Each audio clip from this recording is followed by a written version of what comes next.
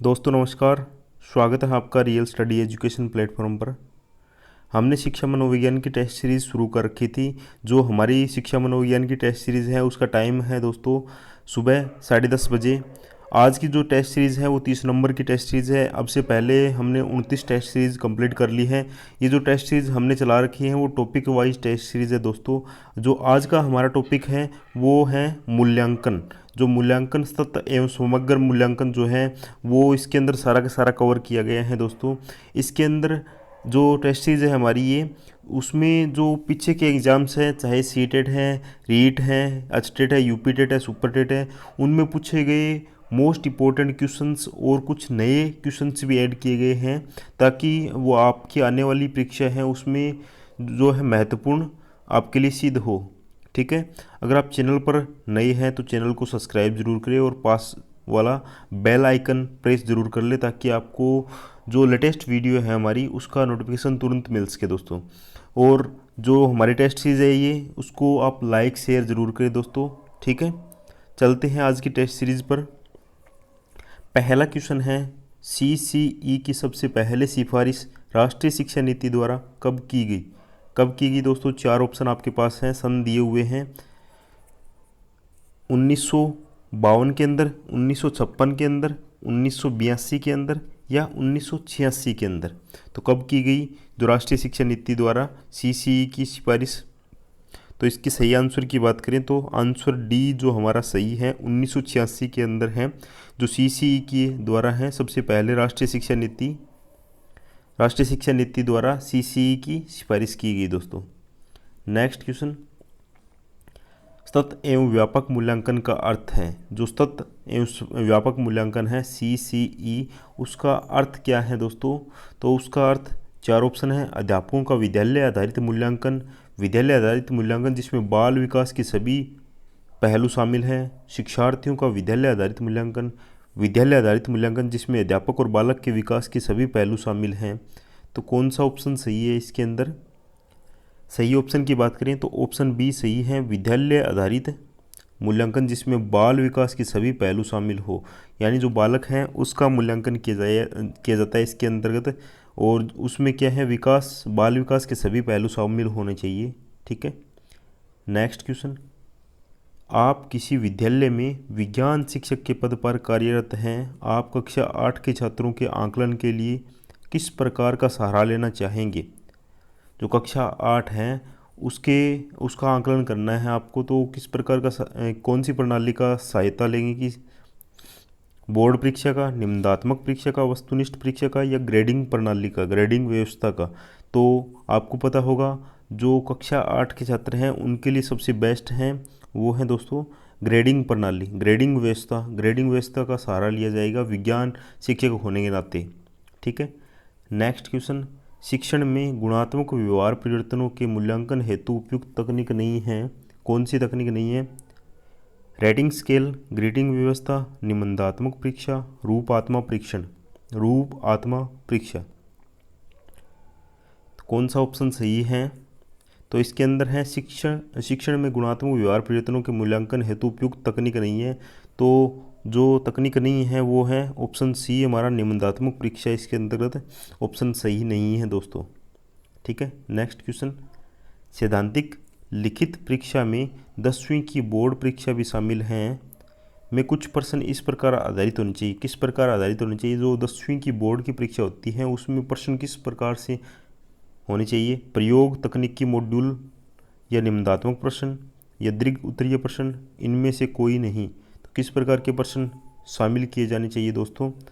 तो आपको पता होगा जो 10वीं की बोर्ड की परीक्षा है उसमें प्रयोग तकनीकी मॉड्यूल यानी प्रयोगात्मक जो क्वेश्चन होते हैं उन पर जो प्रश्न हैं होने चाहिए दोस्तों। ठीक है, नेक्स्ट, एक विज्ञान शिक्षक के दृष्टिकोण से किस स्तर पर औपचारिक मूल्यांकन नहीं होना चाहिए? प्राथमिक स्तर पर, उच्च प्राथमिक स्तर पर, माध्यमिक स्तर, या उच्च माध्यमिक स्तर? कौन सा ऑप्शन सही है इसके अंदर? जो विज्ञान शिक्षक होने के नाते औपचारिक मूल्यांकन है वो दोस्तों प्राथमिक स्तर पर नहीं होना चाहिए, क्योंकि प्राथमिक स्तर पर क्या है, विज्ञान जो होता है वो एक मिक्स सब्जेक्ट होता है, पर्यावरण अध्ययन के साथ में सम्मिलित रूप से विज्ञान लगता है दोस्तों, इसलिए जो प्राथमिक स्तर है उसमें औपचारिक मूल्यांकन नहीं होना चाहिए जो विज्ञान शिक्षक की दृष्टिकोण से। ठीक है। नेक्स्ट, CCE में औपचारिक और योगात्मक निर्धारण का कुल मूल्य है। ये क्वेश्चन बहुत ही इंपॉर्टेंट है, बार बार पूछा गया है। तो कौन सा है औपचारिक और योगात्मक निर्धारण? 40% औपचारिक, 60% योगात्मक, 60-40 का रेशो, या 50-50 का, या 70-30 का। तो कौन सा ऑप्शन सही है औपचारिक और योगात्मक निर्धारण का? दोस्तों औपचारिक जो है उसका 40% और जो योगात्मक है उसका 60% कुल मूल्य निर्धारित है दोस्तों। ठीक है। नेक्स्ट क्वेश्चन, सतत एवं व्यापक मूल्यांकन के अंतर्गत वाक्यांश व्यापक मूल्यांकन इंगित करता है, क्या इंगित करता है? समस्त पाठ्यक्रम का मूल्यांकन, सभी विषयों का मूल्यांकन, संज्ञानात्मक क्षेत्र, भावात्मक क्षेत्र एवं मनोगत्यात्मक क्षेत्र का मूल्यांकन, और संज्ञानात्मक क्षेत्र का मूल्यांकन। कौन सा ऑप्शन सही है? तो जो सतत एवं व्यापक मूल्यांकन के अंतर्गत वाक्यांश व्यापक मूल्यांकन इंगित करता है दोस्तों, वो करता है संज्ञानात्मक क्षेत्र, भावात्मक क्षेत्र एवं मनोगत्यात्मक क्षेत्र के मूल्यांकन को इंगित करता है दोस्तों।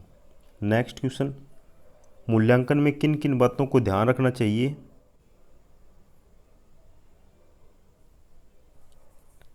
ऑप्शन है बच्चे के व्यक्ति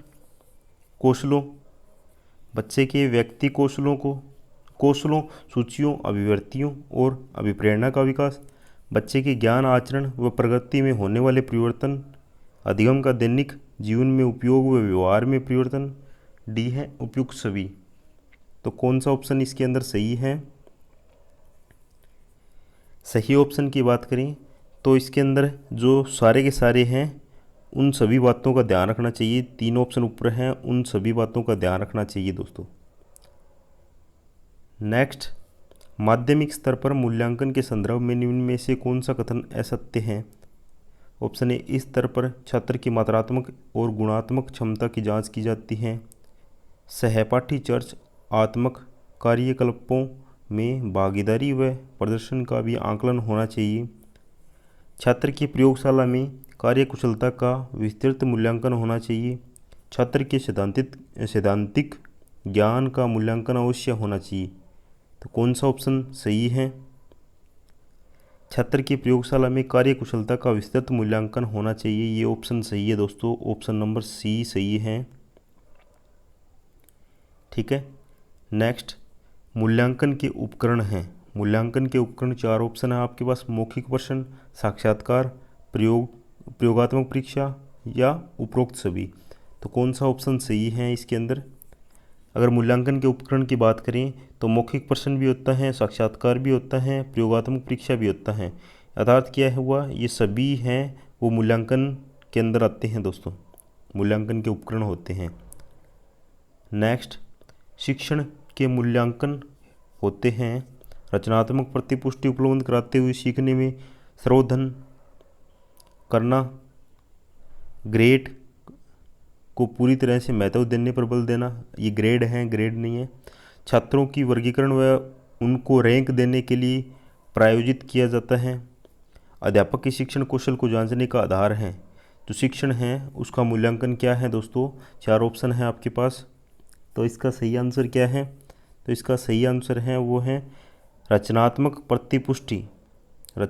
प्रतिपुष्टि उपलब्ध कराते हुए सीखने में संवर्धन करना। ठीक है, ऑप्शन ए। नेक्स्ट, उत्तम मूल्यांकन के मुख्य गुण हैं। उत्तम मूल्यांकन के गुण कौन से होते हैं? ये बहुत ही महत्वपूर्ण क्वेश्चन है दोस्तों, बार बार पूछा जाता है, रिपीट होता है। तो मुख्य गुण, वैसे तो 5-6 गुण होते हैं इसके, जबकि मुख्य 3 ही गुण माने जाते हैं। तो 3 गुण इसके कौन कौन से हैं? विश्वसनीयता, वैधता और वस्तुनिष्ठता। अर्थात क्या हुआ, जो उत्तम मूल्यांकन है उसके ये तीनों ही गुण हैं दोस्तों, उपरोक्त सभी। ठीक है। नेक्स्ट, सतत एवं व्यापक मूल्यांकन का विज्ञान शिक्षण में मुख्य उद्देश्य है निदानात्मक, उपचारात्मक, अधिगम का विस्तार, ये सभी। कौन सा ऑप्शन सही है?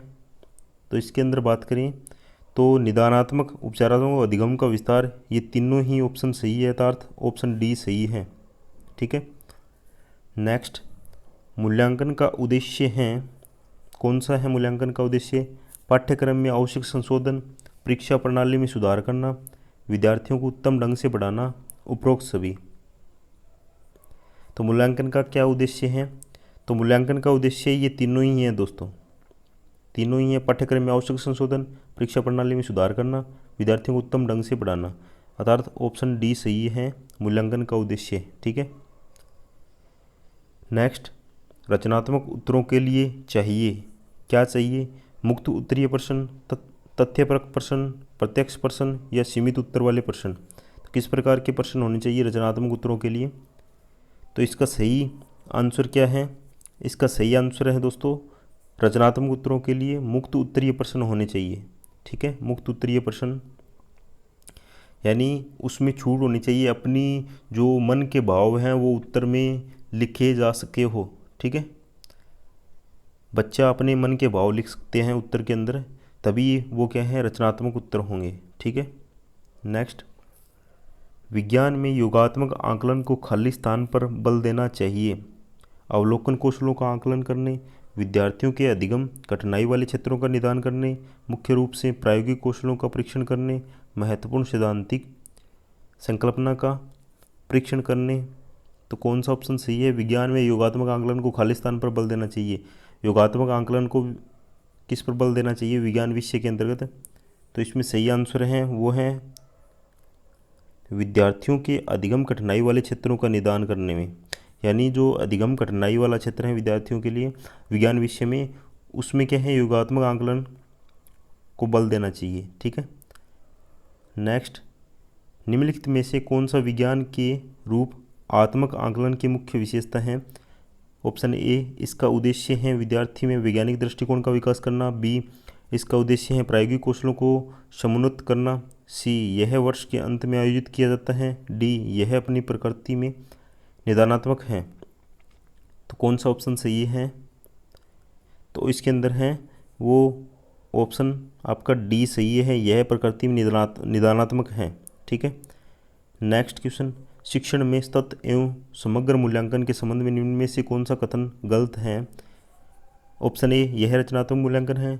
बी, संकलनात्मक मूल्यांकन है। सी, यह एक वर्ष में एक बार ही होता है।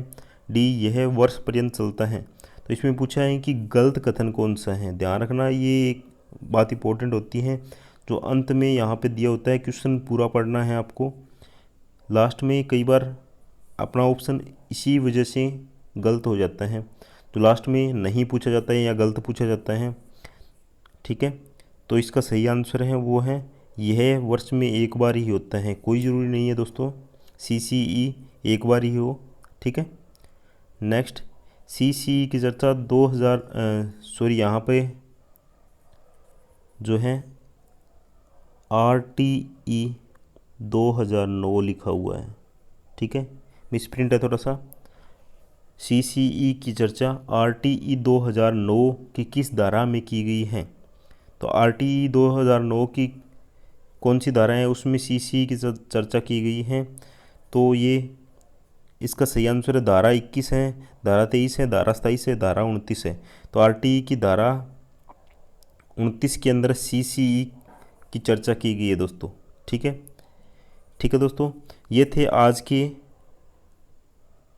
Top 20 question. ठीक है, आशा है कि आपने इन 20 क्वेश्चन में से लगभग 17 क्वेश्चन कवर किए होंगे दोस्तों। ठीक है, आपकी पढ़ाई अच्छी चल रही होगी दोस्तों, रेगुलर पढ़ाई करते रहें। ठीक है, मिलते हैं नई टेस्ट सीरीज़ के साथ। जय हिंद, जय भारत।